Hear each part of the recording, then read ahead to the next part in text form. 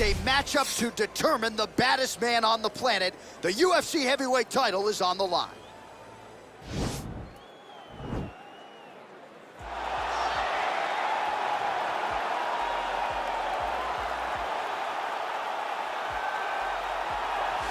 Well, for a long time, he's been mentioned with the baddest men on the planet. For a long time, though, the title fight eluded him. Not anymore. Here he is, the #1 heavyweight contender, finally making this walk and cracking a smile. He's waited a long time for this. He's not expecting a 25-minute war. He believes he has the power and the skills to get this thing done quickly. I guess we'll find out.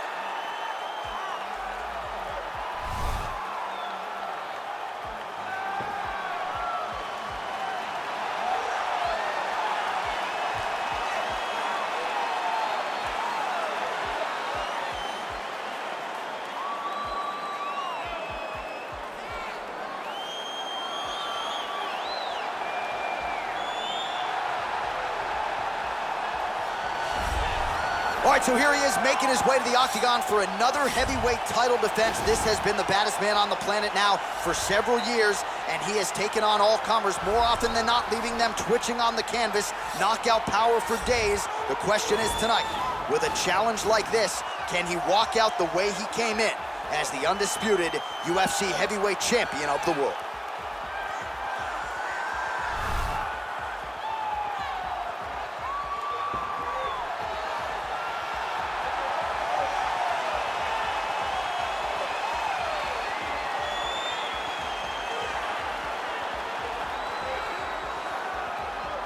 Our tale of the tape for this, our main event of the evening.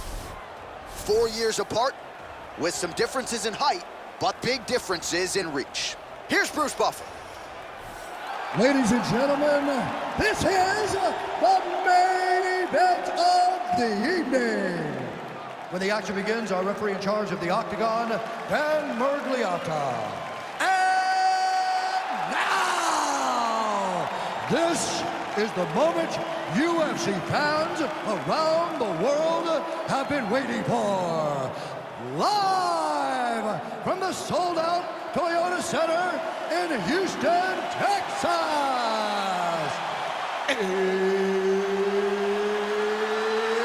It's time!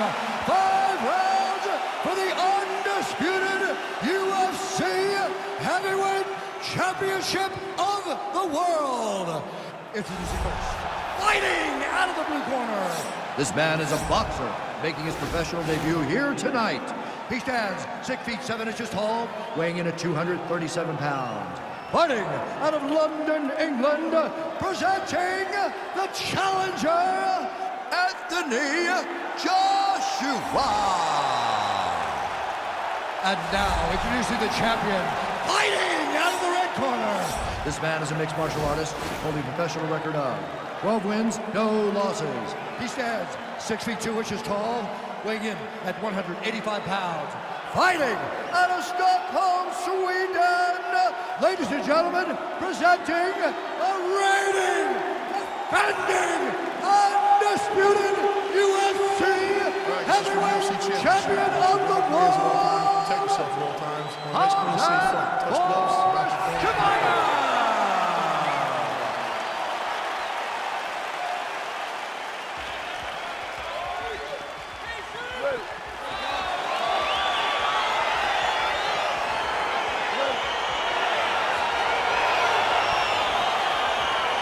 All right, crowd getting excited as this fight gets underway, and you hate to call any fighter on this UFC roster a specialist, but on one side, you have a definite striker taking on a true 5-2 opponent. And you see a guy in the striker who knows exactly who he is. He knows where the fight needs to be. He knows what he has to do in order to be successful. Let's see if he can keep his opponent off of it. If your opponent has you in the clinch, pulling down on your head, landing punch after punch, you have got to clear that collar tie, reach back inside, and try to find space. Rock'em sock him out of the chute here. And now he's got that tie clinch. We'll see what he can do with it. Stuffs that takedown attempt without issue. He's digging his entire weight into those punches to the body. A little struggle here now for position in the clinch, and we see a lot of these situations in mixed martial arts where both fighters sort of end up getting comfortable here when there isn't a whole lot going on. And the moment somebody gets comfortable, the moment that somebody decides to relax, the moment you'll see a takedown.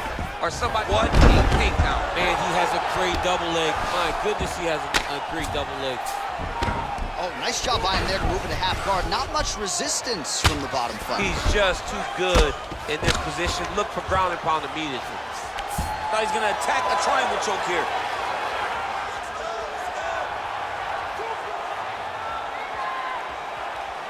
Watch triangle, watch triangle.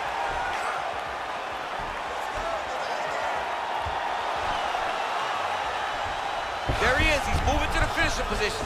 Now watch, he goes parallel right next to his opponent. Winning. Nicely done.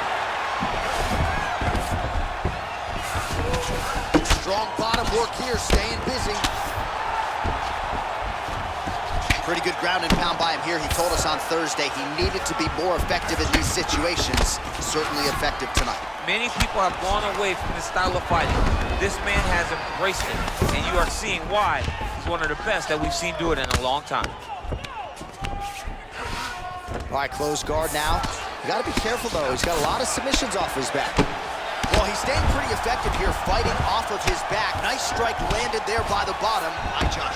All right, half guard for him here, and a lot of offensive options, I would think, at his disposal. Oh, he's got a ton of options. He has submission options, but I believe the safest option for him here is going to be to use his ground and pound. Build a base, posture up, throw big strikes, get back in position, posture again, throw big strikes, and just really wear him down with a really secure position in half guard. Well, we told you off the top he had the reach advantage, and you saw it right there with that punch. Joshua gets caught with that punch. Mixes it up nicely in terms of staying heavy and also staying active. Round two straight ahead.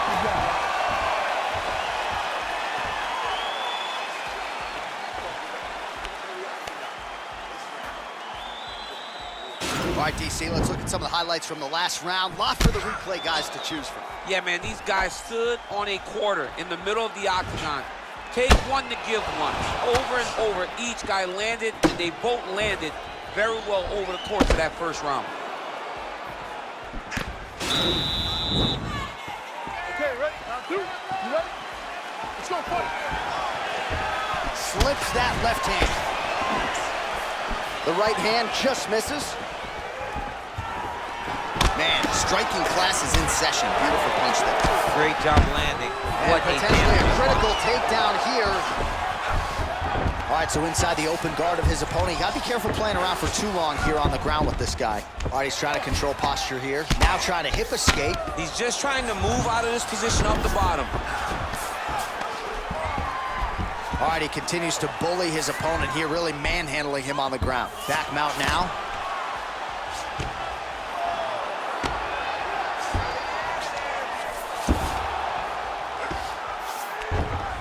Well, you see all the grappling repetitions here. Just beautiful movement, seamless transitions on the ground. Over and over, these guys are doing things that you see in every jiu-jitsu gym around the country. Oh, nice job here staying busy off of his back. Nice offense from the box. Oh, his opponent squirming like a fish out of water now. The ground and pound is on point. This could very well be the beginning of the end. This could be the beginning of the end. We've seen some really good ground and pound fighters. This young man is as good as any we've ever seen. The ground and pound has been there all night. Well, there are few things more fun to watch in mixed martial arts than these type of transitions and scrambles on the ground. High-level grappling can really be entertaining. All right, side control now. Nice work. Nice work. Finish. Well, you know, I don't like the gi very much, but I have an appreciation and a healthy one for these type of transitions. You can tell he's been in a gi at some point in his life with the way that he moves so freely. I'm skipping jiu-jitsu next week, too. All right, bottom fighter here, maybe looking to hip escape, DC. Now he's chasing the triangle. And this could be trouble here. Looks like it's pretty tight. He's trying to work his head out of harm's way. It might be over. Watch triangle, watch triangle.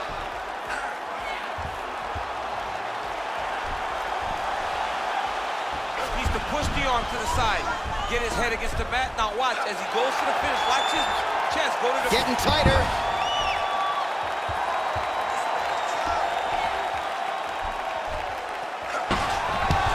Wow. All right, right into side control here, DC. Biggest difference between half guard and side control? Well, side control to me feels like a little bit less control because now my legs aren't really doing anything anymore. Now I'm controlling you with my upper body. So I've got to be very, very aware. It's still advantageous, but it just seems a little more free-flowing than having something like a half guard. I love watching this guy move on the ground. Another nice transition there. Such a high-level grappler. You don't see that very often. And that's the end of round number 2.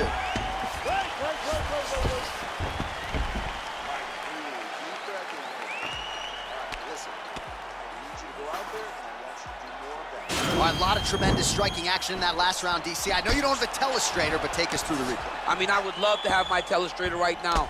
That was a great display of high-level mixed martial arts striking. Both combatants stood toe-to-toe and let it all hang out.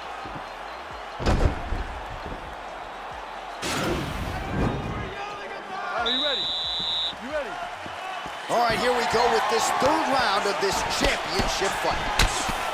Well, he's got the longer reach, and he certainly showed it there in landing that straight punch. Oh, single collar tie here. Oh, how about the transition to the ankle pick? Now we will see where he goes from here. Got the ankle pick. Let's see how he advances from this position. Man, isn't it fun to watch this dude work on the mat? He's unbelievable how fluid he is in his motions on the mat. All right, side control now. We'll see if he can advance position. Oh, he's got him in a crucifix now, DC. All of that body weight on his opponent. He's got all the weight on the upper body. His feet are free to do whatever. But the arm stuck between the legs. He is now going to start dropping hammer fists. He's going to start dropping elbows. This is one of the nastiest positions in all of fighting. Outstanding ground and pound here. Somewhat of a lost art in MMA, at least in terms of making sure that every strike counts. Not an issue for him. He's making every single one of them count. He is not pity-patting. He's not touching. Every punch that lands, he wants you to feel it. Beautiful movement, hip work on the ground here, just outstanding with the transition. He is not staying in one place on the ground, and that's very important. Side control.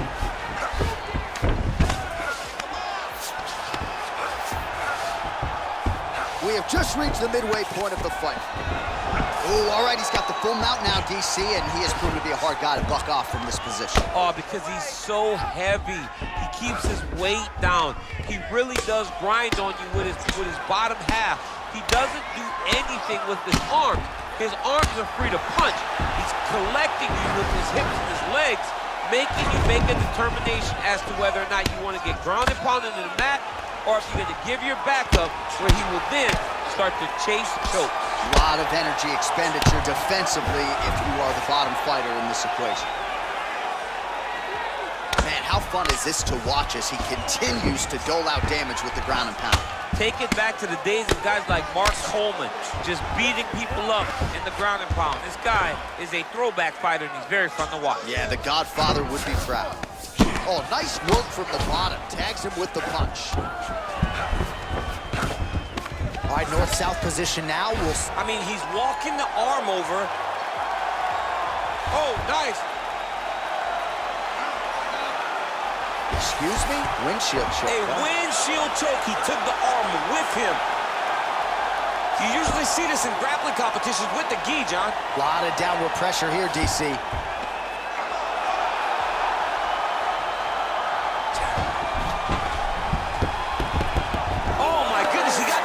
He got the finish with a windshield choke in an octagon fight. That's amazing. I don't sign the bonus checks, but you're rocking a windshield choke in the octagon. You got to think 50 G's coming his way. I mean, that's very, very rare and very hard to pull off without wearing a gi.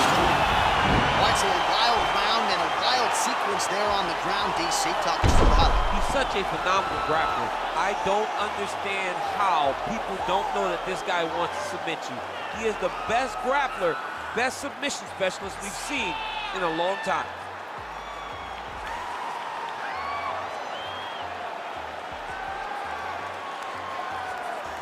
So there he is, the baddest man on the planet, UFC heavyweight champion of the world, a title that every heavyweight wants. He has it after the win by submission here tonight. He leaned on the grappling, and he got the job done in a big way. Ladies and gentlemen, referee Dan Murgliano is going to stop this contest at 4 minutes, 26 seconds of the third round. Declaring the winner by tap out, and still the undisputed UFC heavyweight champion of the world, Khamzat Chimaev. All right, so heavyweight title retained is the headline inside this arena here tonight. Congratulations to the still heavyweight champ. Once again, proving he's the